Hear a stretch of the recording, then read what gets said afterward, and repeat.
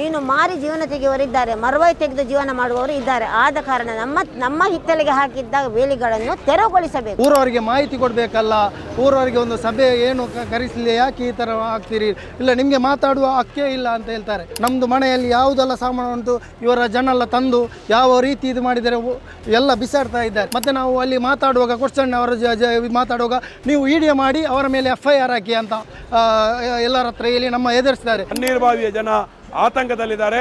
ಅವರ ಪರವಾಗಿ ಜನಪ್ರತಿನಿಧಿಗಳು ಮಾತಾಡಬೇಕು. ಈ ರೀತಿಯ ದೌರ್ಜನ್ಯ ದಬ್ಬಾಳಿಕೆ ನಡೆಸಲಿಕ್ಕೆ ಸರ್ಕಾರ ಹುನ್ನಾರ ನಡೆಸ್ತಕ್ಕಂಥದ್ದು ಇದನ್ನು ಒಪ್ಪಲಿಕ್ಕೆ ಸಾಧ್ಯ ಇಲ್ಲ. ಒಂದೊಂದು ಕಂಬಗಳನ್ನು ಕೂಡ ನೀವು ಕೂಡಲೇ ಅದನ್ನು ತೆರವು ಮಾಡಬೇಕು. ನೀವು ತೆರವು ಮಾಡದೆ ಕಾಮಗಾರಿಯನ್ನು ಮುಂದುವರಿಸಿದೆ ಇದೊಂದು ಹೋರಾಟ ಸಂಘರ್ಷದ ರೂಪಕ್ಕೆ ಹೋಗ್ತದೆ. ಯಾರಿಗೊಂದು ಮಾಹಿತಿಯನ್ನು ನೀಡದೆ, ನ್ಯೂಸ್ ಪೇಪರ್ ಆಗಿರ್ಬೋದು, ನೋಟಿಸ್ ಆಗಿರ್ಬೋದು, ಏನು ಕೂಡ ನೀಡದೆ ಏಕೆ ಆಗಿ ಬಂದು ಇಲ್ಲಿ ಬೇಲಿಯನ್ನು ಹಾಕಿದ್ದಾರೆ. ಇವತ್ತು ಪ್ರೊಟೆಸ್ಟ್ ಮಾಡೋದಂದರೆ ನಮ್ಮ ಮನೆಯ ಬದಿಯಲ್ಲಿ ಇವರು ಕಂಪೌಂಡ್ ಬೇಲಿ ಹಾಕ್ತಾ ಇದ್ದಾರೆ. ಇದು ಅಂದರೆ ನಾವು ಇದು ಮಾಡುವಾಗ ಅವರ ಹತ್ರ ಕೇಳಿದೆ, ಇದು ಯಾವ ಥರ ನೀವು ಸಡನ್ ಬಂದು JCB ಮತ್ತು ಪೊಲೀಸ್ ಅಧಿಕಾರಿ ಬಂದು ಯಾಕೆ ಈ ಥರ ಆಗ್ತೀರಿ, ನಮಗೆ ಒಂದು ಊರವರಿಗೆ ಮಾಹಿತಿ ಕೊಡಬೇಕಲ್ಲ, ಊರವರಿಗೆ ಒಂದು ಸಭೆ ಏನು ಕರೆಸಲಿ, ಯಾಕೆ ಈ ಥರ ಆಗ್ತೀರಿ, ಇಲ್ಲ ನಿಮಗೆ ಮಾತಾಡುವ ಹಕ್ಕೇ ಇಲ್ಲ ಅಂತ ಹೇಳ್ತಾರೆ. ನೀವು ಜಾಸ್ತಿ ಮಾತಾಡಿದರೆ ನಿಮ್ಮ ಮನೆಗೆ ಸತ್ರ ನಾವು JCB ಹಾಕ್ತೇವೆ. ನಮ್ಮದು ಮನೆಯಲ್ಲಿ ಯಾವುದೆಲ್ಲ ಸಾಮಾನು ಉಂಟು ಇವರ ಜನ ಎಲ್ಲ ತಂದು ಯಾವ ರೀತಿ ಇದು ಮಾಡಿದರೆ ಎಲ್ಲ ಬಿಸಾಡ್ತಾ ಇದ್ದಾರೆ. ಏನೆಲ್ಲ ಉಂಟು ನಮ್ಮದು ಅಲ್ಲಿ ಕಲ್ಲು ಇದೆಲ್ಲ ಕಟ್ಟಿದ್ದೇವೆ, ಅಲ್ಲಿ ಬದಿಯಲ್ಲಿ ಇತ್ತು, ಅದೆಲ್ಲ ಎಲ್ಲ ಬಿಸಾಡಿ. ಮತ್ತು ನಾವು ಅಲ್ಲಿ ಮಾತಾಡುವಾಗ ಕ್ವಶನ್ ಅವರ ಮಾತಾಡುವಾಗ ನೀವು ವಿಡಿಯೋ ಮಾಡಿ ಅವರ ಮೇಲೆ FIR ಹಾಕಿ ಅಂತ ಎಲ್ಲರ ಹತ್ರ ಇಲ್ಲಿ ನಮ್ಮ ಎದುರಿಸ್ತಾರೆ. ಮತ್ತು ನಾವೆಲ್ಲ ಜನವನ್ನು ಕಳಿಸಿದ್ದೇವೆ. ಮತ್ತು ಎಲ್ಲರಿಗೂ ಸತ್ರ ಅದೇ ರೀತಿ ಎಲ್ಲ ವಿಡಿಯೋ ಮಾಡ್ತಾ ಇದ್ದಾರೆ. ವಿಡಿಯೋ ಮಾಡಿ ನಿಮ್ಮ ಮೇಲೆಲ್ಲ ಕ್ರಿಮಿನಲ್ ಕೇಸ್ ಹಾಕ್ತೇವೆ ಅಂತ ಎಲ್ಲ ಜನರಿಗೆಲ್ಲ. ನಮಗೆ ಅಲ್ಲಿ ಯಾರು ಸತ್ರ, ಯಾರು ಲೀಡರ್ಶಿಪ್ ಅಂತ, ಯಾರು ಹಣದವರು, ಯಾರು ಇದು ಅಂತ ಗೊತ್ತಿಲ್ಲ. ಸಡನ್ ಬೆಳಿಗ್ಗೆ ಒಂದು 9 ಗಂಟೆಗೆ ಬಂದರು. ಯಾರು ಸತ್ರ ಇರಲಿಲ್ಲ ಮನೆಯಲ್ಲಿ, ಯಾರು ಹೆಂಗಸರು ಮಾತ್ರ ಇದ್ದರು. ಈ ಥರ ಅನ್ಯಾಯ ಎಲ್ಲ ಮಾಡ್ತಾಯಿದ್ರು ಕಂಟಿನ್ಯೂ ಆಗಿ. ಈಗ ಅದಕ್ಕೆ ನಾವು ಅದು ಬೇಲಿ ಸತ್ರ ಹಾಕಬಾರ್ದು. ಇವತ್ತು ಇವರು ಬೇಲಿ ಹಾಕ್ತಾರೆ, ನಾಳೆ ನಮ್ಮ ಮನೆಗೆ ಸತ್ರ ಇವರು ಈ JCB ತರ್ಬೋದು. ಅದಕ್ಕೆ ಇದು ಬೇಲಿ ಸತ್ರ ಹಾಕ್ಬೋದು, ಇದು ಸತ್ರ ಬೇಕು. ನಮ್ಮ ಯಾವ ಥರ ಹೋರಾಟ ಅಂದರೆ ಇದು ಎಲ್ಲಿ ಥರ ಇವರು ನಿಲ್ಲಿಸಲ್ಲ ಅಲ್ಲಿ ತನಕ ನಾವು ಇದು ಹೋರಾಟ ಮಾಡ್ತಾ ಇದ್ದೇವೆ. ನಂದು ಹೆಸರು ಅಬ್ದುಲ್ ರಾಜಿಕ್ ಅಂತ. ನಾವು ಕಳೆದ 150 ವರ್ಷಗಳಿಂದ ವಾಸಿಸುತ್ತಿದ್ದೇವೆ. ನಮ್ಮ ಹಿರಿಯರು ಅಜ್ಜ ಅಜ್ಜಿ ಪಿಜ್ಜಿ ಎಲ್ಲ ಅಲ್ಲೇ ತಣ್ಣೀರ್ಬಾವಿ ಮಸೀದಿಯ ಹಿಂಬದಿಗಡೆ ದಫನಾಗಿದ್ದಾರೆ.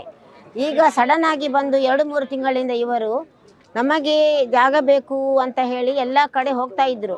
ನಮ್ಮ ಸಮುದ್ರ ಬದಿಯ ನಮ್ಮ ಹಿತ್ತಿಲಿನ ನಮ್ಮ ತೆಂಗಿನಗಳ ಮರಗಳ ಮಧ್ಯಕ್ಕೇನೆ ಕಂಬಗಳನ್ನು ಹಾಕಿದ್ದಾರೆ. ನಾವು ಪ್ರಶ್ನೆ ಮಾಡುವಾಗ ಪೊಲೀಸ್ನವರು ಇರ್ತಾರೆ. ಒಂದು ದಿನ ಬಂದಿದ್ರು, ಪ್ರಶ್ನೆ ಮಾಡುವಾಗ ಎಲ್ಲರೂ ಏನೋ ಹೇಳಿದ್ದಕ್ಕೆ ಮರುದಿನ ಬರುವಾಗ ಪೊಲೀಸ್ ಅಧಿಕಾರಿ 3-4 ಜೀಪಿನೊಟ್ಟಿಗೆ ಬಂದು ನಿಲ್ಲಿಸಿ ನಾವು ಪ್ರಶ್ನೆ ಮಾಡುವ ಸಮಯದಲ್ಲಿ ಏನು ಹೇಳಿದ್ರಂದರೆ, ನೀವು ಪ್ರಶ್ನೆ ಮಾಡಲಿಕ್ಕೆ ನೀವು ಯಾರು, ನಿಮಗೆ ಏನು ಅಧಿಕಾರ ಇದೆ, ನಿಮ್ಮ ಹತ್ರ ಏನಾದರೂ ಪೇಪರ್ಸ್ ಇದ್ದರೆ ತೋರಿಸಿ, ಅಥವಾ ಪೇಪರ್ಸ್ ಇದು ನಿಮ್ಮ ಜಾಗ ಅಂತ ಆದರೆ ನಾವು ಈಗಲೇ ಬಿಟ್ಟು ಹೋಗ್ತೇವೆ ಅಂತ ಹೇಳಿದರು. ನಾವು ಕೇಳಿದೆವು, ಇದು ಪ್ರಜಾಪ್ರಭುತ್ವವಾದ ದೇಶದಿಂದ ಪ್ರತಿಯೊಬ್ಬ ಪ್ರಜೆಗೂ ಬದುಕುವ ಹಕ್ಕಿದೆ, ಪ್ರತಿಯೊಬ್ಬ ನಾಗರಿಕನಿಗೂ ದುಡಿದು ತಿನ್ನುವ ಹಕ್ಕಿದೆ. ನಮ್ಮ ಮನೆಯವರು ಮೀನುಗಾರಿಕೆ ಮಾಡುವವರು, ಇಲ್ಲಿ ಸಾಧಾರಣ 90% ಜನರು ಕಡಲಿಗೆ ನಂಬಿ ಬದುಕಿದವರು. ಹಾಗಿರುವಾಗ ನೀವು ಸಡನ್ ಆಗಿ ನಮ್ಮ ಮನೆ ಅಂಗಳಕ್ಕೆ ಬೇಲಿ ಕಟ್ಟಿದ್ದೀರಾ. ಇಲ್ಲ, ನಾವು ಖಾಲಿ ಕಂಬ ಹಾಕುವುದು ಮತ್ತು ಏನು ಮಾಡೋದಿಲ್ಲ, ನೀವು ನಿಮ್ಮ ಮನೆಗಳಿಗೆ ಹೋಗಿ ಸುಖವಾಗಿದೆ ಅಂತ ಹೇಳಿದರು. ನಾವು ಹೇಗೆ ಸರ್ ಸುಖವಾಗಿ ಇರುವುದು? ನಮಗೆ 1 ವಾರದಿಂದ ನಿದ್ದೆ ಇಲ್ಲ, ಊಟ ಇಲ್ಲ, ನಮ್ಮ ಅವಸ್ಥೆ ಹಾಳಾಗಿದೆ, ಆರೋಗ್ಯ ಹಾಳಾಗಿದೆ. ಕೆಲವು ಹೆಂಗಸರದಿಲ್ಲಿ ತಲೆಯಲ್ಲಿ ಇದೇ ಚಿಂತನೆ, ನಾಳೆ ಬೆಳಿಗ್ಗೆ ಬರ್ತಾರೆ ಇನ್ನೊಂದು ಕಂಬ ಹಾಕ್ತಾರೆ, ನಾಳೆ ಬೆಳಿಗ್ಗೆ ಬರ್ತಾರೆ ಇಲ್ಲಿ ಕಂಬ ಹಾಕ್ತಾರೆ ಅಂತ ನಮಗೆ ಆಗ್ತಾ ಇದೆ. ನಾವು ಏನು ಹೇಳುವುದೆಂದರೆ, ನಮಗೆ ಆ ಕಂಬವನ್ನು ತೆರವು ಮಾಡಬೇಕು. ನಾವು ಮೀನುಗಾರಿಕೆ ಮಾಡಬೇಕಾದ್ರೆ DC ಪರ್ಮಿಷನ್ ತರಬೇಕಂತ ಹೇಳಿದ್ದಾರೆ ಶಾಸಕರು. ಎಲ್ಲರ ಹತ್ತಿರ ಹೋಗಿ ಹಾಕಿದೆ, ಎಲ್ಲರೂ ಇಂಡೈರೆಕ್ಟ್ ಆಗಿ ಜಾರಿ ಬಿಟ್ಟರು. ಯಾರು ಸಹ ಇಲ್ಲ. ಓಟಿನ ಸಮಯದಲ್ಲಿ ಎಲ್ಲ ಪಕ್ಷದವರು ಬರ್ತಾರೆ, ಅದು ಕೊಡ್ತೇನೆ ಇದು ಕೊಡ್ತೇನೆ ಅಂತ ಎಷ್ಟು ನಮಗೆ ಹೇಳಿ ಹೋಗ್ತಾರೆ, ನಂಬಿಸಿ ಹೋಗ್ತಾರೆ. ನಾವೆಲ್ಲರೂ ನಮ್ಮ ಏರಿಯಾದ ಜನರಿಗೆ ಓಟ್ ಹಾಕ್ತೇವೆ, ಅವರು ಹೇಳ್ತಾರೆ. ಆದರೆ ನಮ್ಮ ಇವತ್ತಿನ ಕಷ್ಟಕ್ಕೆ ಯಾರು ಸ್ಪಂದಿಸ್ತಾ ಇಲ್ಲ. ಇದನ್ನು ನಾವು ಬಿಡುವುದಿಲ್ಲ. ನಮ್ಮ ತೆಂಗಿನ ಮರಗಳಿಗೆ ಬೇಲಿ ಹಾಕಿದ್ದಾರೆ. ತೆಂಗಿನಕಾಯಿಯನ್ನು ಮಾರಿ ಜೀವನ ಮಾಡುವವರಿದ್ದಾರೆ, ಮೀನುಗಾರಿಕೆ ಮಾಡುವವರಿದ್ದಾರೆ, ಮೀನು ಮಾರಿ ಜೀವನ ತೆಗೆಯುವವರಿದ್ದಾರೆ, ಮರವೈ ತೆಗೆದು ಜೀವನ ಮಾಡುವವರು ಇದ್ದಾರೆ. ಆದ ಕಾರಣ ನಮ್ಮ ಹಿತ್ತಲಿಗೆ ಹಾಕಿದ್ದ ಬೇಲಿಗಳನ್ನು ತೆರವುಗೊಳಿಸಬೇಕು. ನಾನು ಶಮೀಮಾ ಬಾನು ಅಂತ ತಣ್ಣೀರ್ಬಾವಿ ನಾಗರಿಕ ಹೋರಾಟ ಸಮಿತಿ ಅಧ್ಯಕ್ಷೆಯಾಗಿದ್ದೇನೆ. ತಣ್ಣೀರ್ಬಾವಿಯ ಜನ ಆತಂಕದಲ್ಲಿದ್ದಾರೆ. ಅವರ ಪರವಾಗಿ ಜನಪ್ರತಿನಿಧಿಗಳು ಮಾತಾಡಬೇಕು, ಸಚಿವರು ಮಾತಾಡಬೇಕು.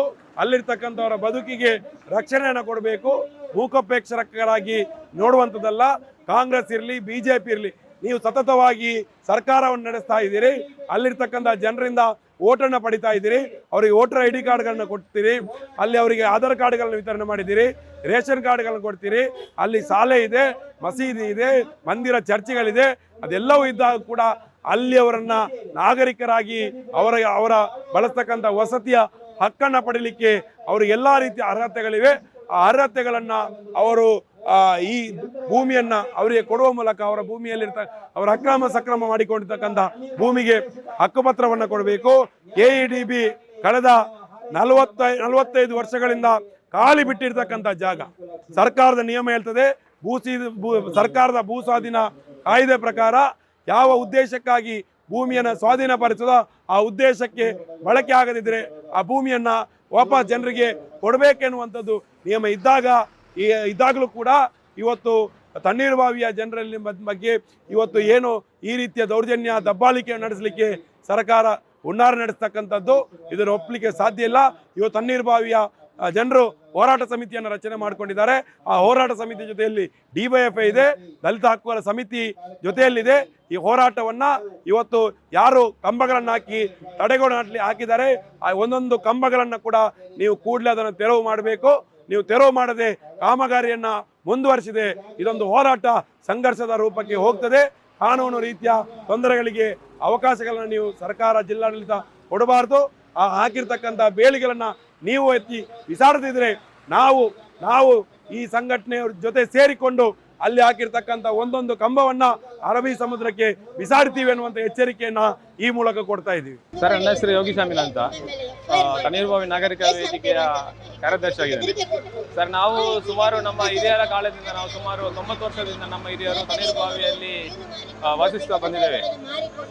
ಇವತ್ತು ಏಕಾಏಕಿಯಾಗಿ KEDB ಅಧಿಕಾರಿಗಳು ಬಂದು ನಮ್ಮ ಮನೆಯ ಹಿಂದ್ಗಡೆ ಆಗಿರ್ಬೋದು, ಕೆಲವರ ಮನೆ ಮುಂಭಾಗ ಆಗಿರ್ಬೋದು, ಕೆಲವರು ನೆಟ್ಟಿರುವಂತ ಮರ ಗಿಡಗಳು ಆಗಿರ್ಬೋದು, ಅದರ ಮಧ್ಯದಲ್ಲಿ ಬೇಲಿಯನ್ನು ಹಾಕಿರ್ತಾರೆ. ಈ ತಣ್ಣೀರುಬಾವಿಯಲ್ಲಿ ಏನಿದ್ದಾರೆ ಮೂಲ ನಿವಾಸಿಗಳು ಎಲ್ಲರೂ ಕೂಡ ಸಮುದ್ರವನ್ನು ನಂಬಿರುವವರು ಸರ್.